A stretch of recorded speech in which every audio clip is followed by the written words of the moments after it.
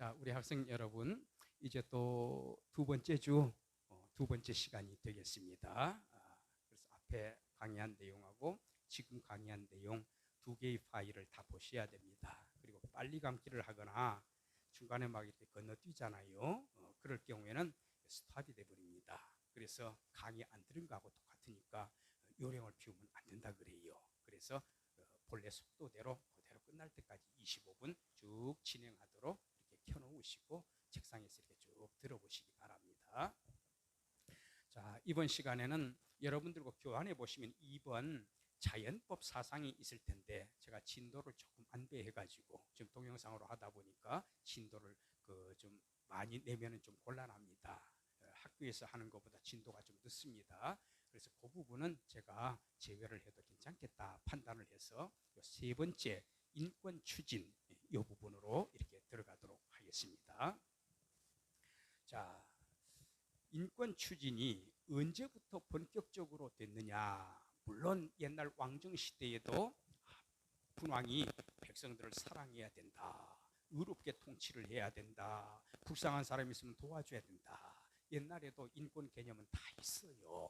그런데 이게 이제 본격적으로 지구촌 시대 글로벌리제이션이 되면서 지구촌 시대가 되면서 어느 한 나라만이 아니라 세계 모든 나라가 이 인권의 개념에 동참을 해야 되겠다. 그래서 유엔에서 그걸 선포를 하고 또 그 법을 잘 안 지키는 그런 나라들이 있으면 제재 조치도 가한다거나 그렇게 해서 이 인권 추진을 전 세계화해가는 그런 계기가 어느 시점이었느냐? 바로 2차 대전 직후부터가 되겠습니다. 아니, 2차 대전 전개 당시부터 시작이 됐다. 그렇게 보시면 무난할 것 같습니다. 그러면 또 이게 질문이 있겠지요. 왜 하필이면 2차 대전입니까? 옛날에 왜 하지 않고 갑자기 2차 대전이 계기가 됐습니까? 좀 이따 제가 설명을 드릴게요. 자, 우선 제가 마이클 펠이라고 하는 인권학자가 되겠는데 이분이 하신 말씀 한마디를 소개할게요. 짤막한 문장 하나인데 인간에게 절대로 행해져서는 안 되는 어떤 것들이 있고 반대로 반드시 행해져야 하는 어떤 것들이 있다. 이런 내용을 주장을 했습니다. 이 책에서 말하는 내용인 즉 뭔고 하면은 반드시 행해져서는 안 된다 하는 게 뭔고 하면은 인권 유린이에요. 인권을 유린하지 말라. 그거는 절대로 해서는 안 된다. 그 다음에 반대로 반드시 해야 한다. 그건 뭘 염두에 두고 한 말인가 하면은 바로 인권 보장이 되겠습니다. 밑에 쪽 아마르티아 세노로 좀 제가 넘어가 볼게요.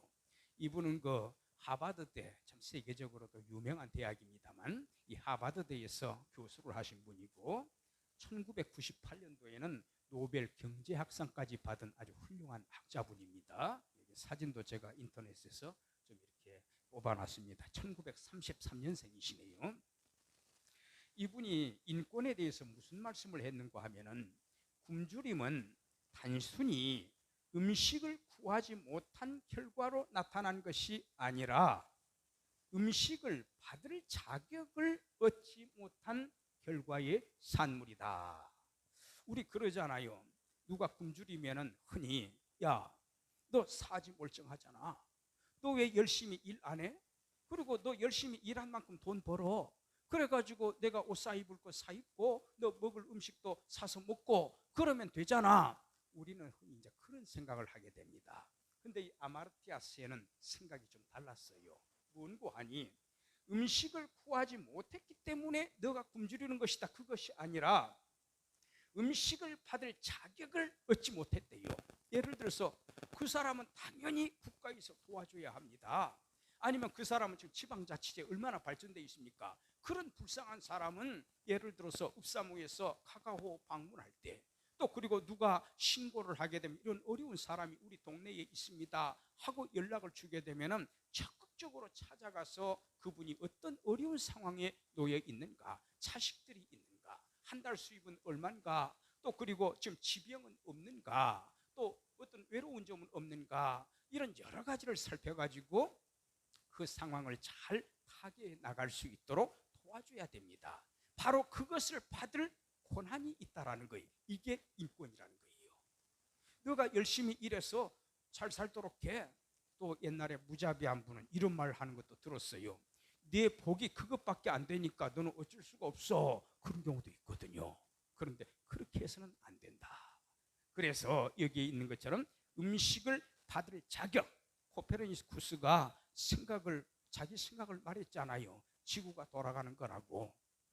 지동설을 말하잖아요. 그래서 우리의 머릿속에서, 우리의 가슴 속에서 사고를 전환하는 이런 발상이 없이는 소수자에 대한 이해와 지원 절대적으로 불가합니다. 이거를 바르게 추진하기 위해서는 이 사고를 우리가 받아들여야 돼요.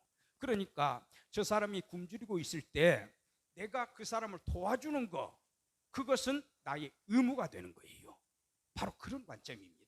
내가 도와줘도 되고 안 도와줘도 되는 것이 아니라, 내 자유가 아니라 너는 반드시 그 사람 도와줘야 돼. 이것이 바로 인권의 개념에서 나오는 거지요. 자, 그래서 인간은 책임과 의무만 지닌 존재가 아니라 내가 어렵고 힘들고 몸부림을 칠 때에 마땅히 보호받고 공급을 받을 권리가 나에게 주어져 있다라고 하는 거, 이거를 인권으로 보는 겁니다. 수십 년 전 사고방식하고 완전히 다르지요.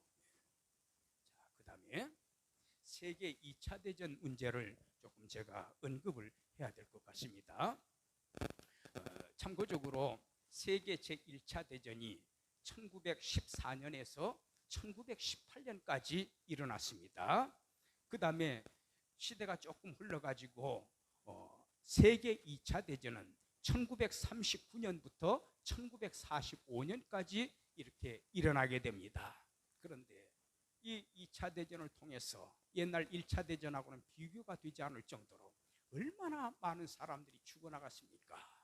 또 얼마나 농토가 피폐화되고 건물이 다 무너지고 기업체가 도산하게 되고 또 부모 자식 간 생이별을 하게 되고 죽음의 이별을 하게 되고, 참 얼마나 많은 슬픔과 고통을 안겨준 그러한 전쟁입니까? 이 심각한 전쟁, 세계적인 이 전쟁을 우리가 살펴볼 때 다시는 절대로 이런 일이 있어서는 안 되겠다. 이것 때문에 얼마나 많은 사람들이 아픔을 느꼈고 인권이 유린당했느냐. 사람이 자유를 누리지 못하고 평화를 누리지 못하고 자기가 마땅히 요구할 수 있는 권리까지도 다 박탈당하는 이런 비참한 상황에 놓여 있느냐. 그래서 2차 세계대전이 끝나면서 각성을 한 거지요. 그래가지고 이 유엔이라고, 유나이티드 네이션즈, 여러 나라들이 서로 연합을 하는 겁니다. 유나이티드가 되는 거예요. 그래서 이니셜만 따가지고 UN, 국제연합이라고 하는 이런 엄청난 기구가 창설이 된 겁니다. 1945년 10월 24일에 설립이 됐고 미국에 소재하고 있습니다. 전쟁 방지와, 굵은 글자 잘 보세요, 평화 유지를 위해 설립된 국제기구다. 활동은 크게 평화 유지 활동, 그 다음에 군비 축소 활동, 전쟁 때문에 많은 사람 죽었지 않습니까? 이런 비극이 일어나지 않게 하기 위해서는 군비를 축소해야 되겠다. 그리고 국제 협력 활동으로 나뉘며 주요 기구와 보조 기구, 그 다음에 전문 기구로 구성이 되어 있다. 이제 여기에 유엔 산하에 굉장히 다양한 기구들이 설치가 되어 있는데 그거는 이제 다음번 수업 시간에 강의를 하도록 하겠습니다. 자, 여기 이제 사진에 나온 분이 1933년이지요.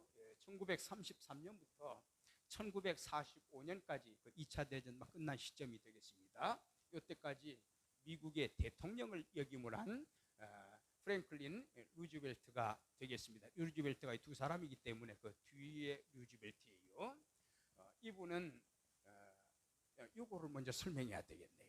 1929년에 소위 경제 대공황이라 해서 한 10년 어간에 걸쳐 가지고 전 세계가 경제적으로 혼란기에 빠진 적이 있습니다. 디클라인이 된 거지요. 경제가 침체 나락으로 곤두박질하게 되는 겁니다. 그때 당시에도 미국에서 기침을 하게 되면요, 일본 같은 나라에서는 독감에 걸리게 되고, 우리 조선 같은 경우 식민 통치를 당하고 있던 조선 같은 경우에는 알아눕는 그런 상황이 전개가 됩니다. 근데 강대국들이 막 무너져 내리는 거예요. 경제가 왜 그랬는가 하면은 1차 세계대전 이후에 뭔가 경제 개통이 잘못돼 가지고 주식이 폭락을 하게 됐습니다. 이러면 이제 회사는 완전히 도산하게 되는 겁니다. 기업체가 파산하고 또 은행에 은행도 잘 돌아가지를 않으니까 은행장들이 여기저기 은행장들이 자살하는 그런 사건까지 막 발생하게 됩니다.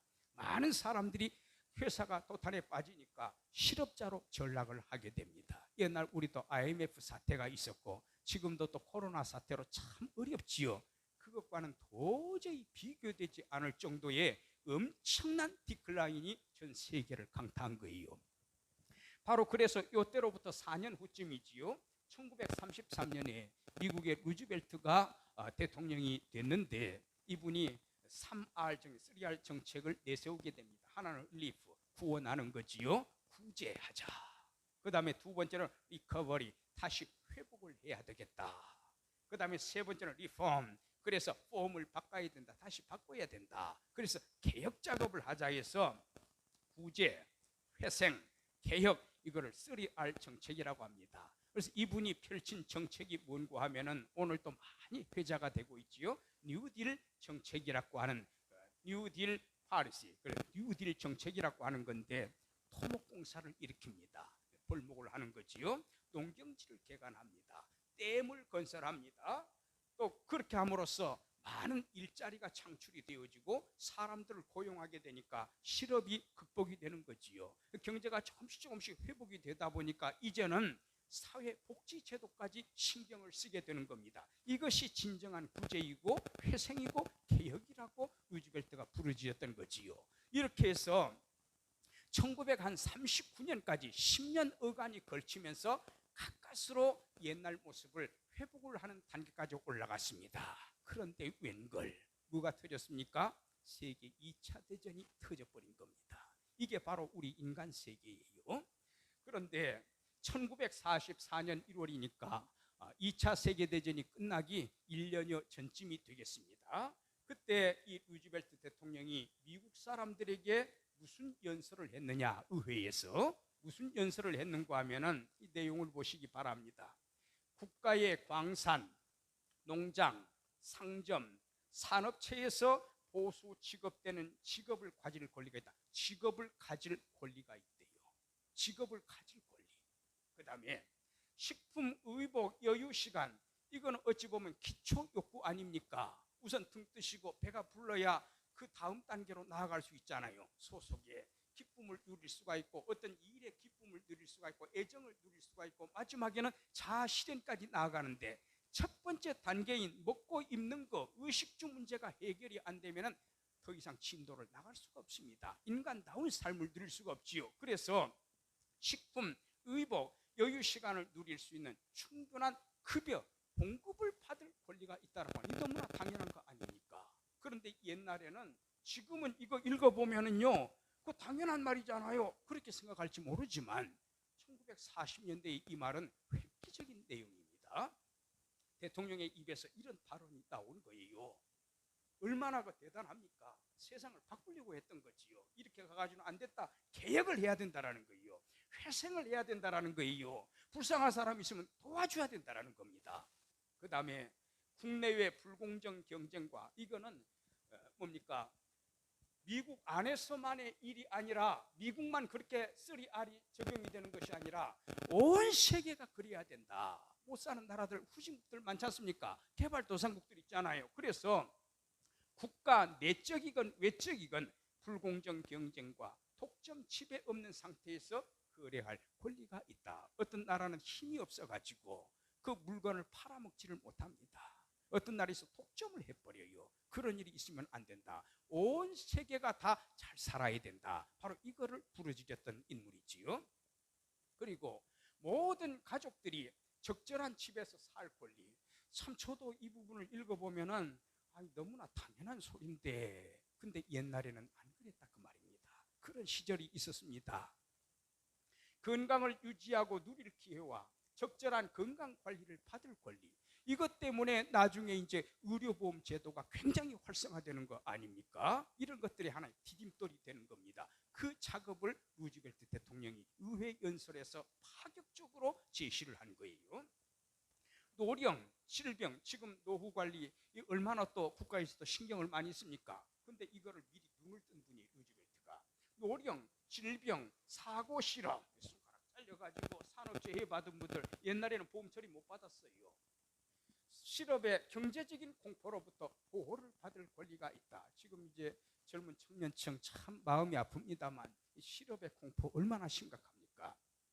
우수한 교육을 받을 권리 이렇게 해놓으니까 지금 옛날에는 뭐 초등학교까지는 의무 교육이다 또는 뭐 중등학교까지 의무 교육이다. 요즘에는요 고등학교까지 의무 교육을 실시하려고 합니다. 그래서 이러한 것들이 루즈벨트가 이 발언을 한 이 내용들이 하나의 디딤돌, 교두보 역할, 인프라의 역할을 했다라고 하는 거. 그 한마디 던져놓은 것이 파급 효과가 엄청나게 커지잖아요.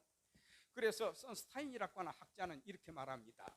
이 루즈벨트가 이런 식으로 이런 내용으로 의회에서 44년에 연설을 했는데 루즈벨트가 가진 기본 아이디어는 경제적 평등을 누리자는 것이 아니다. 경제적 평등이 아니라 뭡니까? 자유라는 거예요. 이게 진정한 프리덤이라는 거예요. 뭐로부터의 자유입니까? 굶주림으로부터 자유, 헐벗음으로부터의 자유, 무직으로부터의 자유, 교육 못 받는 것으로부터 자유를 누리자라는 거예요. 이게 진정한 인권이라고 하는 거지요. 그래서 우리 생각을 굉장히 이거 뭡니까? 이 심장 속에다가 비수를 꼽는 식으로 우리가 마땅히 생각해야 할 것을 생각하게 해주는 그러한 아이디어가 되겠습니다. 요즘에도 이게 얼마나 살아있는 교육이 되겠습니까? 자, 그 다음에 인권 추진 상황을 한번 보도록 하지요. 이게 이제 2차 대전이 아직 덜 끝났어요. 그래서 2차 대전이 한참 이렇게 전개되는 과정 속에서 이 선각자들이 머리가 깨어나기 시작하는 겁니다. 사람 많이 죽는구나. 불쌍하게 죽는 사람 많구나. 전쟁통에 전염병에 걸려 약 한 번 제대로 못 쓰고 죽는 사람 많구나. 굶주려 죽는 사람 많구나. 중국 난징 사례 한번 보세요. 중국인들 생매장 되는 장면이 필름으로 저는 본 적이 있습니다. 이런 비극적인 참사가 전쟁을 통해서 일어나고 있었기 때문에 이미 2차 대전이 끝나기 이전인 2차 대전 진행 상황에서 바로 이러한 각성운동이 일어난 겁니다. 자, 제가 한번 읽어볼게요. 차트 오브 더 유나이티드 네이션, 유엔의 차트가 되겠습니다. 헌장이 되겠습니다.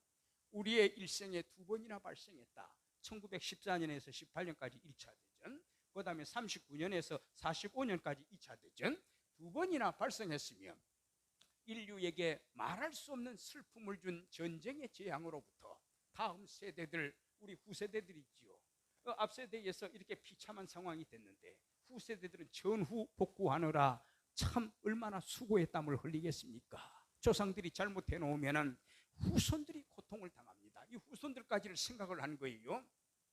다음 세대들을 구하기 위해 근본적인 인권, 뿌리 근자, 근본 본자입니다. 한자로 표기하면 인간으로서의 존엄성과 가치, 아까 제 기독교 경우에도 말씀을 드렸고 힌두교의 아힘사라든가 또 불교의 카스트 그 문제라든가 또 모든 종족의 자유를 주장하는 코란경에 나오는 거라든가 특히 그 하나님의 신의 형상대로 지음을 받은 소중한 인간이다. 기독교의 그 인권 정신이라든가 말씀을 드렸죠. 그게 인간의 디그너티, 존엄성입니다.